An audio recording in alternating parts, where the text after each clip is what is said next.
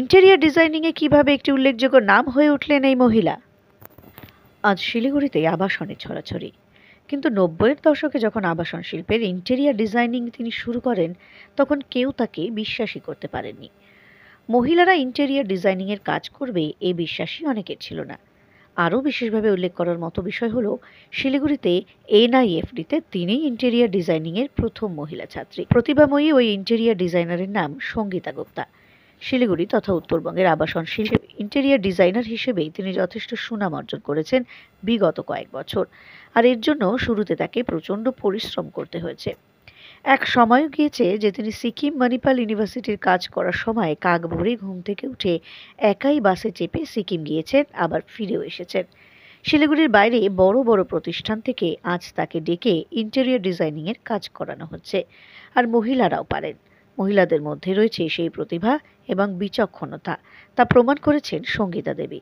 বিভিন্ন আবাসনের মধ্যে ইন্টেরিয়র ডিজাইনিংয়ের তার সৃজন প্রতিভা ফুটে উঠেছে ছত্রে ছত্রে।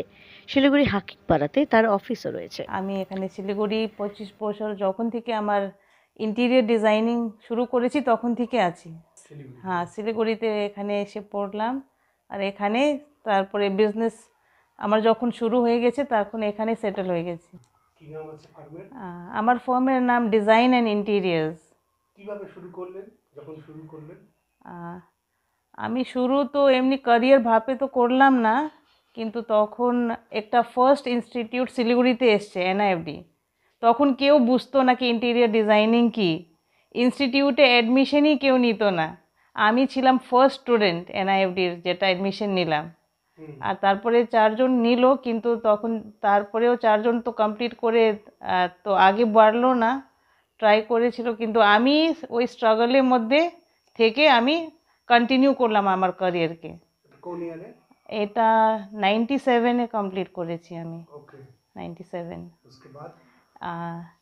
उसके बाद मुझे बहुत सारे मौके मिले, क्योंकि इंटीरियर डिज़ाइनर टाउन पे नहीं था। बहुत सारे लोग आते थे, मैं प्रोजेक्ट सभी ले भी नहीं पाती थी। और शुरू में 15 साल तक मैंने बड़े बड़े प्रोजेक्ट्स हैंडल किए, वो भी कॉरपोरेट प्रोजेक्ट्स, वो भी शहर के बाहर। मैंने मणिपाल यूनिवर्सिटी में किया, उनका ऑडिटोरियम किया, फिर स्कूल कॉलेजेस किया, यहाँ पे होटल्स किया मैंने, बसिल इंटरनेशनल, अपने हाथों से यस, मेरे टीम के द्वारा। फिर मैंने सलेशन कॉलेज का ऑडियो विजुअल हॉल भी मेरा ही बनाया हुआ है। उसके सारे मटेरियल्स मैं बहुत हिम्मत करके कैलकाटा से ऑर्डर करके मंगाई डायरेक्ट। वहाँ पे उनका कोई फिलिपिनो फैमिली था जो स्पॉन्सर कर रहा था, उनका बेटा जो गुजर गया था, उसके नाम पे वो हॉल बना है। तो इतना बिल्डिंग हुआ सिलीगुड़ी में, मतलब बिल्डिंग और बिल्डिंग पहले जैसा आपने देखा, जैसे शुरू किया, और अभी कैसा महसूस होता है? हाँ, तब तो बिल्डिंग्स भी नहीं थे, इतना प्रमोटिंग नहीं था, प्रोजेक्ट्स नहीं थे, और तब लोग इंटीरियर डिज़ाइनर के पास आने में डरते थे, झिझकते थे, उनको कॉन्सेप्ट ही नहीं पता था। लेकिन आज इतना साल बाद अभी तो लोग टॉयलेट भी डिज़ाइन करने के लिए बुलाते हैं, है ना। और मेरा मॉड्यूलर किचन का फ्रेंचाइजी भी है, मैं डीलर हूँ खुद मॉड्यूलर किचन का, जो शायद अभी उतना एक्सपोज नहीं हुआ है मार्केट में। उसका डायरेक्ट मैन्युफैक्चरिंग मेरा मुरादाबाद से होकर यहाँ आता है। वार्डरोब्स है, मॉड्यूलर फर्नीचर्स किचन पे, और वो आजकल लोग मतलब घर के हर एक कोने के लिए बुलाते हैं ना, सिर्फ लॉबी के लिए बुलाते हैं, कभी सिर्फ बैल्कनी के लिए बुलाते हैं। और किशनगंज में तो एक फैमिली ने टोटल बाथरूम्स को रेनोवेट करने के लिए सिर्फ मुझे बुलाया था, बहुत इन्वेस्ट किया था सिर्फ टॉयलेट पे। तब अब जाके पता चला कि लोगों का ज्ञान बढ़ रहा है ना, उनका नॉलेज बढ़ रहा है, उनकी ज़रूरत बढ़ रही है, तो ये अच्छा लगता है कि लोग सब कोई अच्छा रहना चाहते हैं। छोटे छोटे दुकान भी है, वो भी अपना सेटअप को अच्छा बनाना चाहते हैं। मानो उनको स्वर्ग का फीलिंग होना चाहिए, है ना, सबको एक अच्छा सा feeling, they want a heaven around them place. तो मेरा यही मिशन है कि make your place a little heaven on earth, है ना, make you feel that you are living in a nice place. Interior designing मतलब ज़रूरी नहीं कि आपको ज़्यादा खर्चा करना है, ये एक इंटेलिजेंस है जो आप यूज़ करते हैं, है ना, with minimum budget, with good choices and making your place very beautiful जहाँ आप रहते हैं। You don't have to spend much actually। ये गलत धारणा है, अगर लोग सोचते हैं कि डिज़ाइनर मतलब एक्सपेंसिव। शायद हम लोग देखने में एक्सपेंसिव दिखते होंगे, हमारे ऑफिस एक्सपेंसिव दिखते होंगे एक्चुअली, लेकिन ये एक्सपेंसिव नहीं है। ये आप ही डिसाइड कर सकते हैं आपका बजट, आप ही डिसीजन ले सकते हैं कि व्हाट यू वांट, एंड आप मुझे बता सकते हैं। अभी कितना प्रोजेक्ट चल रहा है आपका? अभी मेरे काफ़ी डिज़ाइनिंग प्रोजेक्ट्स चल रहे हैं, और कुछ कोविड के बाद अभी उतना स्पीड नहीं है मार्केट में, लेकिन कंसल्टेंसी और डिज़ाइनिंग चल रहे हैं। एग्जीक्यूशंस जो था अभी कंप्लीट हो गया है, क्योंकि ये जो दशहरा और दिवाली का जो गैप हो जाता है मेरे बिज़नेस के लिए, सबके लिए अलग अलग होगा, मेरा ये गैप हो जाता है, और फिर दिसंबर से शुरू होता है, जैसे लगता है क्रिसमस गिफ्ट आज आ गया हो, तो दिसंबर से मेरे सारे प्रोजेक्ट शुरू होते हैं। क्या नाम है आपका फर्म का? मेरे फर्म का नाम है डिज़ाइन एंड इंटीरियर्स। कहाँ है ऑफिस? ये हाकिमपारा ऋषि अरबिंदो रोड में है, ग्रामीण बैंक के पास में। पिछले 25 सालों से वहीं पे है मेरा ऑफिस। প্রথম যখন শুরু করলেন আপনি একজন মহিলা মহিলা হয়ে তখন তো কেউ ছিল না Yes. ইন্টেরিয়ার ডিজাইনে, কেমন অনুভূতি? এবং আজকে এত বড় শহর হচ্ছে শিলিগুড়ি, এত কিছু, গোটা ইন্ডিয়াতে একটা শিলিগুড়ি বিল্ডিং কনস্ট্রাকশন বিল্ডিং এর ইন্ডাস্ট্রিতে একটা বিরাট নাম। তো স্টার্টিং পয়েন্ট মহিলা হিসেবে আপনি একজন অন্যতম। स्टार्टिंग में हाँ ज़रूर आसान नहीं था, लेकिन मैं बोलूँगी कि परमेश्वर हमेशा मेरे साथ थे। मैं एक दो इंजीनियर्स लोग के पास गई काम लेने के लिए, तो वो लोग बोलते थे कि मैं माफ़ करता हूँ, आपका या कोई भविष्य नहीं है। एक जन ने तो इतना भी बोला, I am sorry there is no future for a mundane lady like you. लेकिन उसी में मेरे कुछ फैमिली फ्रेंड्स थे, उन्होंने मुझे जाकर मिस्टर विनय चैटर्जी का ऑफिस में मुझे रख दिया, और उन्होंने भी मुझे बेटी का तरह रखा, एकदम से काम सिखाया, रखा। मुझे नहीं आता था काम, फिर भी वो मुझे बहुत बेटी का तरह प्यार करके रखते थे। मेरे आने जाने तक का वो ख्याल रखते थे, रात को घर पहुंचाने के लिए। तो उनका बहुत बड़ा योगदान रहा है। और मेरा मम्मी का सबसे बड़ा सपोर्ट रहा कि उन्होंने मुझे विश्वास किया कि मैं कर सकती हूँ। वो कैपेबिलिटी उन्होंने मुझ में देखा, जबकि मैं खुद में नहीं देख पाती थी ये चीज़। मैं तो वीक फील करती थी, लेकिन मेरा मम्मी ने ऑफिस खोल के मुझे बिठाया, फिर लोग आते गए तो कॉन्फिडेंस बढ़ा। और जब मैं वो इंजीनियर मिस्टर विनय चैटर्जी के ऑफिस में भी काम करती थी, तो उनके बेटे लोग भी मुझे मतलब कोऑपरेटिव थे। वो लोग खुद हंस के पूछते थे कि आप तो मेरे ऑफिस में काम करती हो, लेकिन आपका ऑफिस भी देख रही हूँ घर के नीचे, वो क्या होता है। तो मैंने तो सिर्फ अपना कॉन्फिडेंस के लिए मम्मी ने खोल दिया था।